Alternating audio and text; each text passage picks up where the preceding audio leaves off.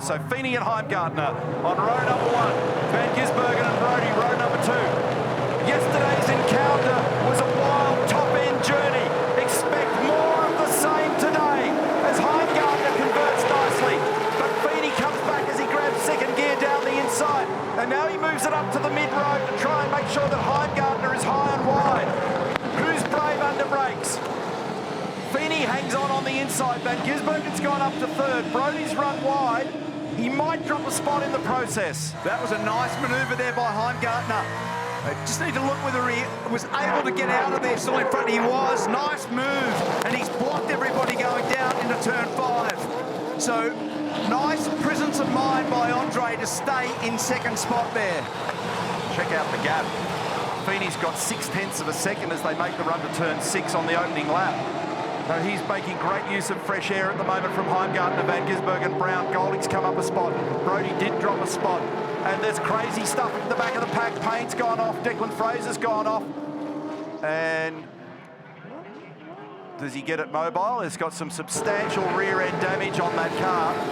He'll be able to limp back to the lane. I think that was LeBrock involved in that. Have a look at the right-hand side. Front corner damage there for Declan Fraser, who had qualified so well. Big lead there on the opening lap for Brock Feeney. Very nice job on that start and vehicle placement into turn 1. Heimgartner in behind him, Van Gisbergen, Brown, Golding made some spots there. Brody Kostecki dropped back 2 spots.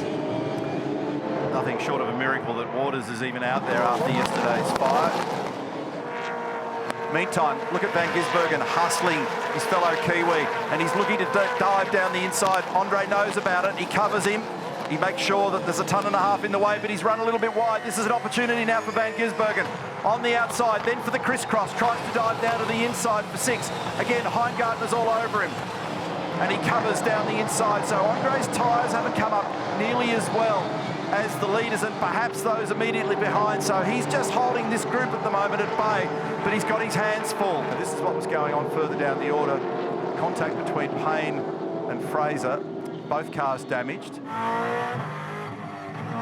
Fraser's car still in the garage. This is the view. Oh, that was a bigger one than I thought. Yeah. And to make gains now while that thing's got a bit of additional grip. That was awkward. That was heavily down the inside, wasn't it? It's a pretty late lunge and very easy for the championship leader to have steering damage when you make a dive like that. That was pretty aggressive, and he's having another crack at it now. He's down the inside of Golding, and again, that's a low yield spot to be doing that. So that was very aggressive, and at that point you have the potential to either puncture a tyre or create some steering damage. The body language is actually here. Just feigning down there and fighting on the inside. There you go, that's the spot. And if he stays there, he'll be able to maintain the inside run for the first corner. A little bit of side drafting now. Complete drag race between the two Camaros, and the Coke Camaro with our championship leader is able to put a move on. That last minute dive, very nicely executed. A little bump, but he was able to get away with it. Let's see whether or not he gets again, and then does Red Bull now respond? Well, they're going to have to. Oh, no, that nicely done. Yeah, but it cost time. Yeah. That's a good stop, that one. They've responded, they've brought him straight in. Yep. So we were watching him like a hawk, and this is the battle. Critical pit stop now for Red Bull Ampol Racing Team.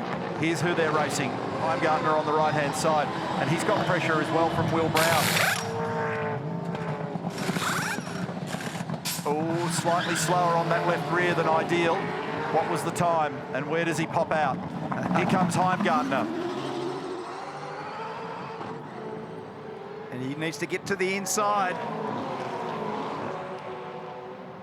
He's got the colder tyre to manage initially. Van Gisbergen's the leader. He's got 10.5 seconds over Fullwood. Now this is exactly what they wanted to do in the R&J Batteries entry on that side of the garage. And they're looking strong, aren't they? Here's the driver's eye view. He's on him. And in fact, he had to cover then, Brock. Nice exit. He's got a nice exit. He got a little bit of oversteer on the exit, though, for Heimgartner, and that's just going to hurt him slightly. So that little bit of opposite lock correction and the wheel spin just hurt him at the critical moment when he was trying to hustle it with the pedal. And now he's getting walked across the road. So Brock covers, goes to the middle. He's allowed to do that. But he's under big pressure here at the moment.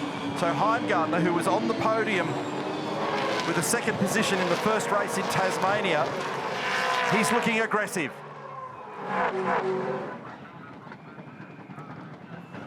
Hey, let's have a look at this stop of Shane van Gisbergen. Now, they're going to whack 2 rear tyres on there. Stopped on the mark. 1, 2, 3. Nice stop.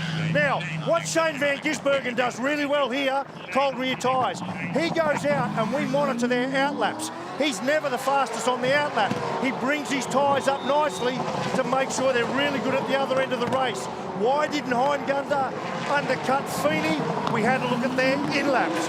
Heimgartner's in-lap, when they came into the pits, was considerably slower than Feeney's. Otherwise, I reckon he would have been hopped him.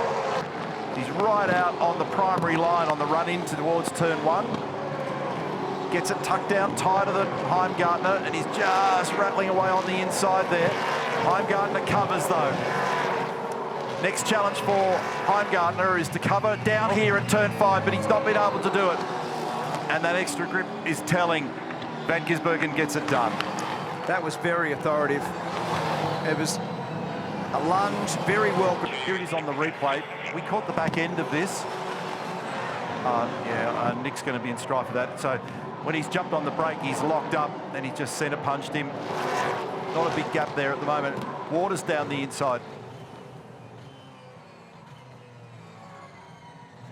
Nick Percat didn't need that because he's had a pretty tough run in the championship this year.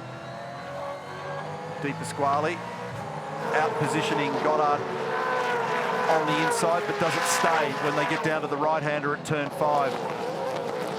This is great match fitness for Zane Goddard to get back in the game, to be having these vigorous battles, Mark, in preparation for the Enduros later in the year. He's mixing and matching with plenty of heavy hitters out there at the moment. He's holding his own. And Waters, respectively. Down the inside comes yesterday's winner. Big lunge on Goddard there by Mark Winterbottom. And he was able to get it done. Power to the ground, beautifully done. Brock Feeney takes it down to the checkered flag. Victory number 4 for him in 2023. Maximum points, beautiful drive. 1.4 second margin to Van Gisbergen for a Team 1-2. And Heimgartner brings it home for R&J Batteries in third. 3.3 seconds off the lead and 1.8 away from Shane. And Brodie did close that margin. Our championship leader got to within 0.8 of a second of Heimgartner. So he came home just ahead of Will Brown.